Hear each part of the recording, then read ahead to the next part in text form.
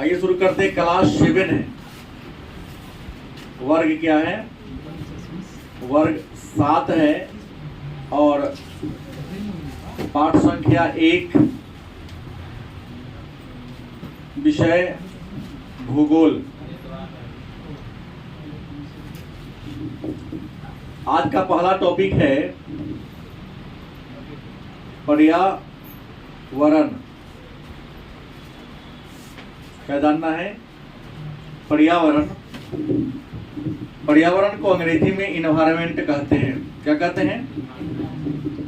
Environment. तो सबसे पहले जानना है कि पर्यावरण क्या है, इसका मतलब क्या होता है। तो पर्यावरण दो शब्दों के मिलने से बना है। परि जोर आवरण। परि का मतलब होता है चारों ओर, और आवरण का मतलब क्या होता है? घेरा। पर्यावरण दो शब्दों के मिलने से बना है। परि जोर आवरण। परि का मतलब होता है चारों ओर और आवरण का मतलब क्या होता है? घेरा। हमारे चारों ओर वायु का जो आवरण है, हवा का जो आवरण है, हवा के उस आवरण को ही हम पर्यावरण के नाम से जानते हैं। ये जो पर्यावरण है, पर्यावरण वास्तव में दो प्रकार के हैं। हम जिस पर्यावरण की बात करते हैं, यह पर्यावरण कितने प्रकार के हैं? पर्यावरण दो प्रकार के हैं। एक पर्यावरण है प्राकृतिक, दूसरा कौन है? मानव निर्मित। पर्यावरण के कितने प्रकार हैं? तो पर्यावरण के दो प्रकार हैं। एक प्राकृतिक पर्यावरण, दूसरा निर्मित या मानव निर्मित पर्यावरण। मन में प्रश्न होगा, ये प्राकृतिक पर्यावरण क्या है? तो प्राकृतिक पर्यावरण उस पर्यावरण को कहते हैं जिसका निर्माण प्रकृति ने किया है। नहीं, प्रकृति ने जिस पर्यावरण का निर्माण किया है उसको हम प्राकृतिक पर्यावरण करते हैं। और प्राकृतिक पर्यावरण में पहाड़, पठार, मैदान, झील, नदी, सागर, अन्य भी बहुत हैं। जिस पर्यावरण का निर्माण प्रकृति ने किया उसको हम प्राकृतिक पर्यावरण, और जिसका निर्माण मनुष्य ने किया, कुछ ऐसे भी इन्वायरमेंट है, कुछ ऐसे भी वातावरण है जिसका निर्माण मनुष्य ने किया, तो उसको हम निर्मित पर्यावरण के नाम से। और निर्मित पर्यावरण में सड़क, भवन, पुल, बांध और भी बहुत हैं, कल कारखाना, मतलब जिसका निर्माण मानव ने किया उसको हम निर्मित पर्यावरण के नाम से। तो एक बात हम लोगों ने जाना कि पर्यावरण दो शब्द परि जो आवरण के मिलने से बना है। परि का मतलब होता है चारों ओर, आवरण का मतलब होता है घेरा। हमारे चारों ओर वायु का जो आवरण उसको हम पर्यावरण कहते हैं। पर्यावरण दो प्रकार के हैं। पर्यावरण के दो रूप हैं, प्राकृतिक पर्यावरण और मानव निर्मित पर्यावरण। तो अब सवाल है कि पर्यावरण का हमारे जीवन में क्या महत्व है। अगर पर्यावरण का आपसे चर्चा कर ले कि इसका महत्व मानव के लाइफ में क्या है, तो पर्यावरण का मानव के जीवन में बड़ा महत्वपूर्ण स्थान है। क्या? क्योंकि पर्यावरण के तत्व की बात कर लें तो पर्यावरण के तत्व में स्थलमंडल, जलमंडल, वायुमंडल और जैवमंडल, ये पूरा पर्यावरण का ही तत्व है। स्थलमंडल वह है जो मानव के निवास के लिए जरूरी है। जलमंडल वह है जहां से जल की प्राप्ति होती है, जल ही जीवन है, जान रहे हैं। वायु सांस के लिए जरूरी है, और जैवमंडल जहां जीव जंतु का निवास स्थान है। तो पर्यावरण अगर है तो ही हम हैं, पर्यावरण नहीं है तो हम नहीं है। गलत सही? मतलब पर्यावरण के स्वच्छता पर मानव के स्वस्थ जीवन निर्भर करता है। तो पर्यावरण का हमारे लाइफ में, हमारे जीवन में बड़ा महत्वपूर्ण स्थान है। पर्यावरण स्वच्छ है तो मानव स्वस्थ है, पर्यावरण दूषित है तो मानव क्या है, बीमार है। गलत सही? तो फिर आपके मन में प्रश्न होगा, क्या सर पर्यावरण हमेशा समान होता है क्या? क्या पर्यावरण हमेशा समान होता है? हमारा उत्तर होगा नहीं, पर्यावरण समान नहीं है। तो समान नहीं है इसका मतलब पर्यावरण हमारा क्या हो रहा है, बदल रहा है। पर्यावरण क्या हो रहा है, बदल रहा है। तो मन में एक प्रश्न होगा कि पर्यावरण में बदलाव का रीजन क्या है, कारण क्या है, आज हमारा पर्यावरण बदल क्यों रहा है? तो पर्यावरण में बदलने का मूल कारण है वायुमंडल में बदलाव। वायुमंडल में बदलाव के कारण, जलवायु में बदलाव के कारण, मौसम में बदलाव के कारण हमारे वायुमंडल में, ये हमारे पर्यावरण में बदलाव हो रहा है। और जलवायु में बदलाव के लिए मूल कारण किसे माना जाएगा? तो हम मानते हैं भूमंडलीय तापन। भूमंडलीय तापन जिसे अंग्रेजी में हम लोग कहते हैं ग्लोबल वार्मिंग। ग्लोबल वार्मिंग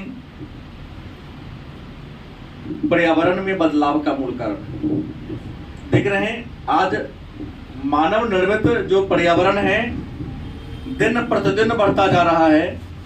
मानव अपनी गतिविधि इतना आगे तक बढ़ा दिया है कि विद्वान तो कहते जहां न जाए रवि वहां साइंटिस्ट पहुंच जा चुका है। जहां सूर्य का प्रकाश नहीं पहुंच रहा है वहां विज्ञान आपका जा रहा है। तो नियम कहता है अति सर्वर्त वर्जेत, अति हर कुछ वर्जित है। सुने है ना? क्योंकि जैसे ही आप अति करेंगे, प्रकृति में छेड़छाड़ करेंगे, प्रकृति की जो द्वारा जो गाइडलाइन जारी किया गया उस गाइडलाइन की अवहेलना करेंगे, तो सीधा कहा कि अति होगा तो क्षति होगा। श्लोक भी है ना, अति रूपेण वैशिता अति गर्वेण रावणः अति दानात बलिवर्ध्यो अति स्त्रवर्त वर्जेत। किसी विद्वान ने लिखा सीता जी का अपहरण हरण रावण ने किया क्योंकि बहुत ज्यादा सुंदर थी। रावण जो त्रिलोकपति था लेकिन उसका नाश होगा क्योंकि उसमें घमंड ज्यादा आ गया था। अति गर्वेण रावणः मतलब ज्यादा घमंड भी उचित नहीं। अति दानात बलिवर्ध्यो, बलि बहुत बड़ा दानी था, वो इतना ज्यादा दानी बन गया। दान करना ठीक है लेकिन उतना मत कर दो कि अपने सड़क पर खुद तुमको कल से मांगने की जरूरत हो जाए। बलि ने संपूर्ण दान कर दिया, पतन हुआ कि नहीं हुआ? तो अति हर कुछ क्या है, वर्जित है। इसलिए किसी ने कहा कि देखो खाओ उतना जितना कि बच सके। नहीं, ये नहीं खाते रहो नहीं, जो पचने तुम्हारे बॉडी की जो क्षमता है पचाने को उतना ही खाओ। नहीं, सबका नंदिनी के चेहरे पर से मुंह चला गया कि नंदिनी एक बार पूरे संपूर्ण खा ली थी तो फिर भी 12-14 रसगुल्ला खा गई थी। नंदिनी वो है, फिर भी कहीं नंदिनी भर पेट खेला के बाद 14 या 15 रसगुल्ला, फिर भी ना और रहता तो और खा लेते। इतना बोलते कहाँ मोटी होती है, पतले होते जा रहे हैं। पता हो रहा है कि उसका बैच बंद हो चुका है। उस दिन ऐसे में हर दिन आप लोगों से कभी उससे भैया दीदी करके कुछ चलते रहता था। तो प्रश्न भूमंडलीय तापन, इसके वायुमंडल के बदलाव का क्या है, रीजन है। मानवीय पर्यावरण की बात करते हैं तो मानवीय पर्यावरण में मानवीय पर्यावरण का निर्माण मानव ने किया है। और मानव जब अपने पर्यावरण का निर्माण किया तो मानव अपनी आवश्यकता को पूरा करने के लिए पर्यावरण के में थोड़ा सा बदलाव करता गया। बदलाव क्या किया? आबादी कम थी तो झूम खेती किया, जंगल ज्यादा था। आबादी बढ़ी तो जंगल को काट कर वैज्ञानिक कृषि को बढ़ाना शुरू कर दिया। आवश्यकता इंसान की बढ़ी, जरूरत इंसान को बढ़ी तो कल कारखाना लगाना शुरू किया। तो मानव ने मानवीय पर्यावरण के निर्माण करने के लिए क्या किया? हमेशा प्रकृति को क्षति पहुंचाया। नदी पार करना है भाई, आप नाव से पार करते थे कभी बाढ़ नहीं आती थी। नदी पार करने के लिए आपने पुल बना दिया।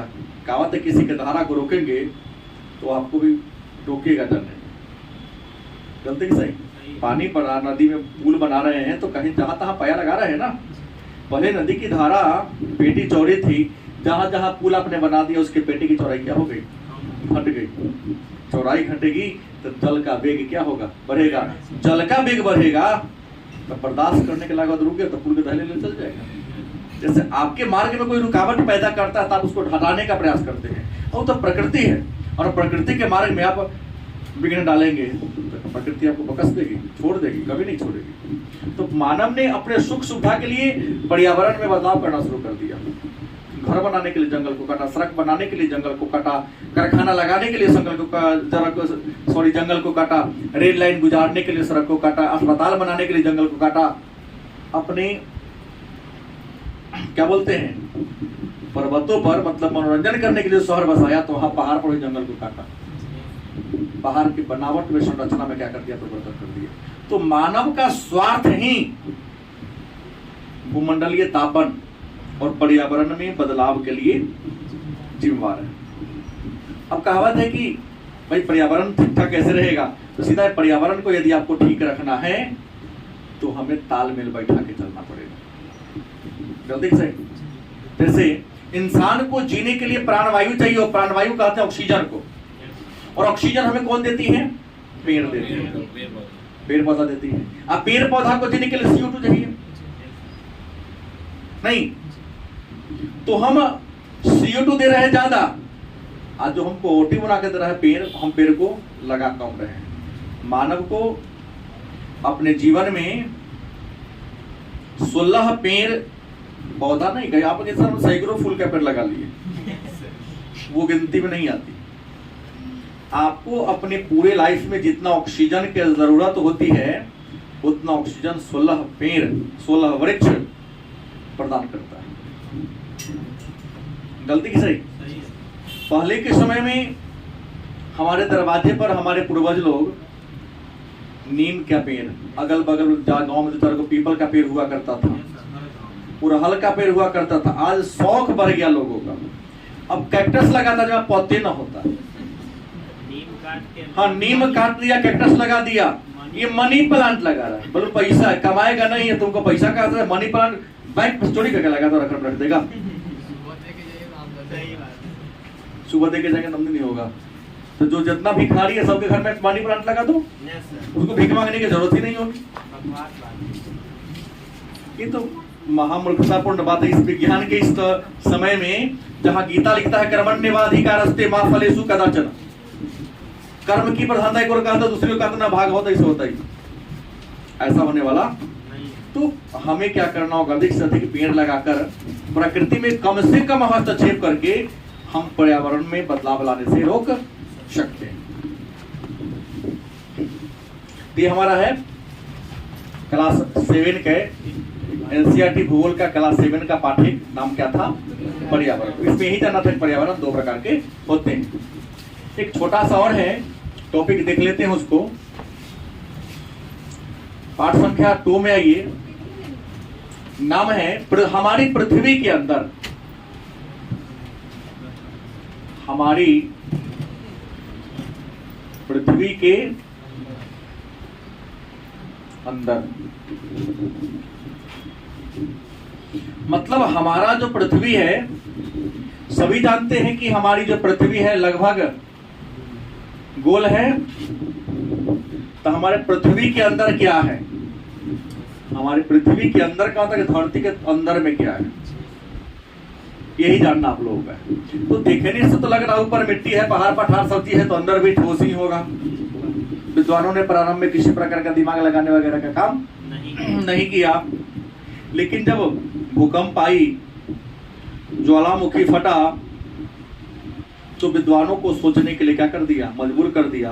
क्योंकि ज्वालामुखी क्रिया के दौरान धरती में दरार आई, धरती फटा, धरती के दर से नीचे से मैग्मा निकला, वह मैग्मा ऊपर आता तो लावा कहलाता है। अनेक छोटे बड़े महीन पत्थर निकला, sulphur dioxide, nitrous oxide, carbon dioxide, carbon monoxide, जलवाष्प, बहुत प्रकार के गैस भी निकले, कुछ जहरीला गैस भी निकला। तो इंसान को सोचने के लिए, विद्वानों को सोचने के लिए मजबूर कर दिया। कहा कि नहीं, जिसको हम ठोस मानते थे धरती को ठोस नहीं है। धरती का जो अंदर का तह है तरल अवस्था में, क्योंकि तरल है तब तो गर्म निकला, तो गीला गीला पदार्थ निकला है। तो हमारी पृथ्वी अंदर से है कैसी? तो सबसे पहली बात तो आप जानते हैं कि हमारी जो पृथ्वी है वह एक ग्रह है। क्या है? ग्रह है। और ग्रह ऐसा है कि गतिशील भी है, पढ़ा चुका हूं पहले। और हमारी पृथ्वी की दो गतियां हैं, दैनिक गति और जल की अत्यधिक उपलब्धता के कारण पृथ्वी को नीला ग्रह कह देते हैं। गलत सही? इसको अजूबा ग्रह इसलिए कहते हैं क्योंकि यह मात्र ऐसा ग्रह है जहां जीवन संभव है, जीवन की कल्पना की गई है, अन्य किसी ग्रह पर जीवन नहीं। तो सवाल ये आता है कि हमारी पृथ्वी अंदर से कैसी है? तो अलग अलग विद्वानों ने अलग अलग राय दिया, लेकिन सर्वमान्य विचारधारा के अनुसार लिया जाए तो हमारी पृथ्वी अंदर से किस अवस्था में है? तरल अवस्था में है ना।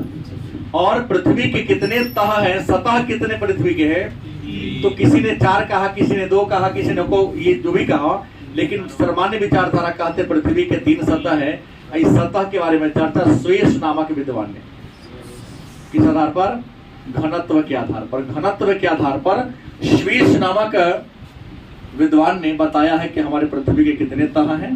3 तह हैं। गलत सही? घनत्व के आधार पर बताया है। और भूमि के अंदर के बारे में, भूमि के गर्भ के बारे में जानकारी विज्ञान के जिस शाखा में करते हैं उसका नाम होता है भूगर्भ शास्त्र। भूगर्भ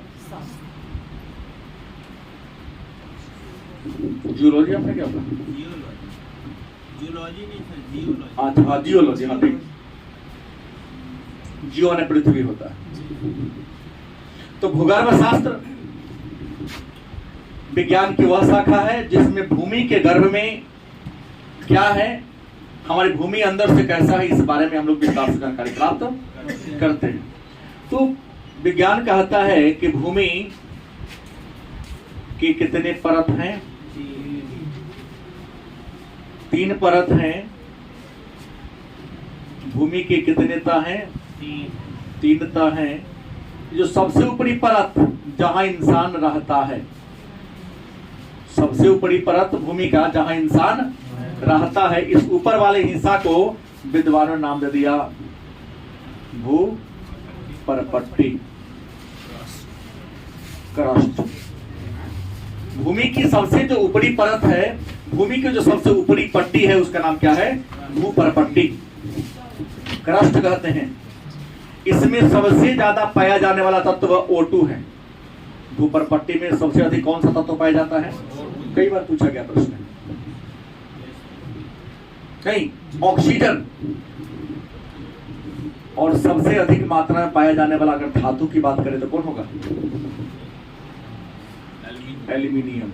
सेकेंड है Fe। नहीं, पदार्थ की बात करें तो सिलिकॉन। क्या? बड़ी मात्रा में, कई बार प्रतियोगिता में पूछा इसलिए मैंने कह दिया। तो भूमि के सबसे ऊपरी परत को कहते हैं भूपरपट्टी। भूपरपट्टी की मोटाई अलग अलग क्षेत्र में अलग अलग है। अगर महासागरीय औसत मोटाई तो इसको 29 किलोमीटर के आसपास है, 35। हाँ, लेकिन अगर हम महाद्वीप की बात करें तो महाद्वीप में आ जाता है 29-30 किलोमीटर, लेकिन जहां महासागरीय क्षेत्र है वहां मात्र 5 से 6 किलोमीटर होता है। महासागरीय क्षेत्र में भूपरपट्टी की मोटाई कम है और महाद्वीपीय क्षेत्र में भूपरपट्टी की मोटाई ज्यादा है। बस समझ गए? भूपरपट्टी के नीचे घनत्व के आधार पर और पदार्थ के प्रकृति के आधार पर स्वेश नामक विद्वान ने कितने भागों में बांट दिया? 3 भागों में बांट दिया। भूपरपट्टी के नीचे पृथ्वी का जो हिस्सा है, जो भाग है, इसमें जो पदार्थ मौजूद हैं, उस पदार्थ का जो घनत्व है, डेंसिटी है, तो पदार्थ की प्रकृति और घनत्व के आधार पर विद्वानों ने, स्वेश नामक विद्वान ने पृथ्वी के अंदर वाला हिस्सा को 3 भागों में बांट दिया। जो सबसे ऊपर वाला हिस्सा दिया उसका नाम दिया SI, एल, सियाल। क्या नाम दिया? सियाल नाम दिया। अब कहेंगे इसका नाम सियाल क्यों रखा गया? तो नाम सियाल रखने के पीछे कोई ना कोई रीजन अवश्य होगा। तो सियाल रखने के पीछे रीजन है कि भूपर्पट्टी के बाद जो पृथ्वी का सतह है उसमें जो पदार्थ मौजूद है, जो चट्टान मौजूद है, जो खनिज मौजूद है, उसमें सिलिकॉन, SI फॉर और एल फॉर एल्यूमिनियम, सिलिकॉन और एल्यूमिनियम नामक पदार्थों की, खनिजों की बहुलता है। इसलिए स्वेस नामक विद्वान ने भूमि के सबसे ऊपरी परत का नाम क्या रख दिया? सियाल। क्या नाम रख दिया? इसका घनत्व भी कम है और सिलिकॉन और एल्यूमिनियम दोनों हल्का पदार्थ। तो हल्का चीज ऊपर थोड़ा उससे भारी होगा तो नीचे होगा। सेकेंड वाला जो तह है उसका नाम विद्वान ने रख दिया सीमा, SIMA। SI फॉर सिलिकॉन और MA फॉर मैग्नीशियम। गलत सही? तो सिलिकॉन दोनों तो भार में बराबर हो गया, लेकिन एल्युमिनियम से मैग्नीशियम का थोड़ा वेट ज्यादा होता, इसलिए कहाँ आ गया? नीचे आ गया। तो पृथ्वी का जो दूसरा तह है, मतलब किसके वाला? सियाल के बाद वाला, विद्वान ने कहा सीमा नाम रख दिया। क्यों सीमा नाम रखा? क्योंकि इसमें सिलिकॉन और मैग्नीशियम की अधिकता है। गलत सही? और जो सबसे नीचे वाले परत है उसका नाम क्या है? NI। मन में होगा नीफे क्यों कहा? तो NI for nickel, Fe for Ferium या फेरस। निकेल भारी है, लोहा तो ऑलरेडी जानिए भारी है। लोहा और निकेल जैसे कठोर चट्टान, कठोर पदार्थ मौजूद है, भारी पदार्थ मौजूद है, इसलिए इसका नाम पड़ गया निकेल का। तो हमारे पृथ्वी की ये तीन क्या है? तह है। तीन क्या है? सतह है। अब पृथ्वी के नीचे क्या है? तो पृथ्वी के नीचे खनिज भी है और शैल भी है। क्या है? खनिज भी है और शैल भी है। तो मन में एक प्रश्न होगा कि हमें एक और बात बताइएगा, ये खनिज क्या है? एक प्रश्न होगा आपके मन में, खनिज क्या है? अंग्रेजी में मिनरल्स कहते हैं। तो खनिज उस पदार्थ को कहते हैं भूमि के अंदर प्रकृति के द्वारा दिया गया पदार्थ जो अनेक प्रकार के तत्वों के मिलने से क्या हुआ है? बना है, उसको कहते हैं खनिज। कहेंगे तो उसका नाम खनिज आपने क्यों रखा? तो खनिज नाम रखने के पीछे कोई ना कोई वजह है। वजह सीधा सा इसको खन के निकालते हैं। भूमि के नीचे जो पदार्थ है, चाहे लोहा हो, एल्युमिनियम हो, सोना हो, पेट्रोलियम हो, कोयला हो, खनिज क्यों कहा? तो खनिज इसलिए कहा क्योंकि भूमि के गर्भ से इसको हम खन कर या खोद कर क्या करते हैं? निकालने का प्रयास करते हैं। और उन खनिजों के मिलने से जिस नए पदार्थ का निर्माण होता है उस नए पदार्थ को हम कहते हैं शैल। शैल का होता हो या चट्टान का हो, तब दोनों का डिफरेंस। तो भूमि के गर्भ में प्रकृति के द्वारा दिया गया जो पदार्थ है उस पदार्थ को खनिज कहते हैं। खनिज का निर्माण कैसे होता है? तो अनेक सारे पदार्थों के मिलने से, खनिज का अनेक सारे तत्वों के मिलने से खनिज का निर्माण होता है। और इसी खनिज का सांद्रण के द्वारा या साफ सफाई करके हम अनेक प्रकार के तत्वों का क्या करते हैं? डिस्कशन करते हैं। लोहा भी स्वतंत्र रूप में थोड़ी मिलता है, लोहा तो खनिज है, उसको अलग अलग विधि से साफ करके लोहा प्राप्त करते हैं, एल्युमिनियम प्राप्त करते हैं, सोना प्राप्त करते हैं। हाँ, ये जो खनिज है इसको कई भागों में बांटा गया नहीं। पहला धातु, मतलब पहला होगा कार्बनिक खनिज, कार्बनिक, अकार्बनिक, जैव, अजैव। गलत सही? कार्बनिक, अकार्बनिक, जैव और अजैव। ईंधन, धात्विक, अधात्विक। मतलब खनिज में उसके प्रकृति के आधार पर खनिजों को विद्वानों ने कई भागों में बांट दिया। कार्बन की मात्रा ज्यादा हो तो कार्बन खनिज, कार्बन की मात्रा ना हो तो अकार्बनिक खनिज। जीवों के अवशेष से बन गया, जैसे पेट्रोलियम कोयला तो जीवाश्म, जिसमें जीव का अंश नहीं हो, अजैव, जो ईंधन के रूप में यूज करते हैं ईंधन खनिज, जिसमें धातु का अंश हो धात्विक खनिज, जिसमें धातु का अंश ना हो उसे हम अधात्विक खनिज के नाम से। तो खनिज को उनके प्रकृति के आधार पर विद्वानों ने क्या कर दिया, अलग अलग नाम दे दिया। शैल माने चट्टान, खनिजों के मिलने से जिस पदार्थ का निर्माण हो उसको शैल या चट्टान कहते हैं। शैल चट्टान उस मूल पदार्थ को कहते हैं जिसके मिलकर हमारे पृथ्वी का निर्माण हुआ है। और ये शैल या जो चट्टान है, इस शैल या चट्टान के 3 प्रकार हैं, सबको पता है। पहला है आग्नेय, दूसरा अवसादी, तीसरा रूपांतरित, इसको हम कायांतरित भी। अवसादी को परतदार भी कहते हैं। मतलब शैल या चट्टान कितने प्रकार के होते हैं? 3 प्रकार के होते हैं। ये जो मिट्टी है चट्टान है, मिट्टी जो आप देख रहे हैं मिट्टी क्या है ना?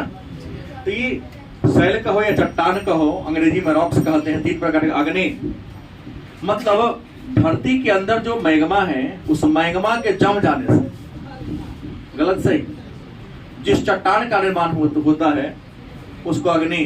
चूंकि हमारे पृथ्वी पर सबसे पहले अग्नि चट्टान का निर्माण हुआ, इसलिए अग्नि को हम प्राथमिक या मूल चट्टान के नाम से भी। अग्नि चट्टान में भौतिक परिवर्तन, रासायनिक परिवर्तन, जैविक परिवर्तन के कारण जैविक, भौतिक, रासायनिक प्रक्रियाओं के द्वारा अग्नि चट्टान में टूट फूट हुआ और टूट फूट के बाद विभिन्न अपवर्तनकारी कारक को उसको कहीं पर ले जाके जमा कर दिया। तो अग्नि चट्टान में जब टूट फूट होता है, टूट फूट के बाद हवा का झोंका आया, पानी का बहाव आया, तेज धारा आया और कहीं न कहीं जाके जमा कर दिया। तो परत वैतः क्या हो गया, जमा हो गया। कोई सामान बढ़िया रहता है तो कहते कि सामान है, टूट गया तो कहते कचरा है, अवसाद। अग्नि पहले चट्टान था, टूट गया तो कचरा हो गया। उन कचरा के जमा होने से, अवसाद के जमा होने से जिस चट्टान का निर्माण होता है उसको हम, चूंकि तहवाई तह जमा है तो नाम रख दिया परतदार चट्टान। अब परतदार चट्टान तहवाई तह जमा होने लगा। आप जानवे करते हैं कि एक वस्तु के ऊपर दूसरी वस्तु रखो, दूसरी पर तीसरी रखो, तीसरी पर चौथी रखो, तो सबसे नीचे वाला होगा तो ऊपर दाब ज्यादा पड़ेगा, दाब बढ़ेगा तो ताप बढ़ेगा, ताप बढ़ेगा तो क्या हो जाएगा, पिघल जाएगा। तो अधिक दाब पड़ने के कारण उसके रंग, रूप, आकार, प्रकार क्या होते हैं, बदल जाते हैं। तो नाम पड़ गया रूपांतरित या कायांतरित। जैसे चूना पत्थर संगमरमर में बदलता है ना, यही कायांतरित पुनः पिघल के तरल रूप में आ गया तो बन गया कथी, मैग्मा।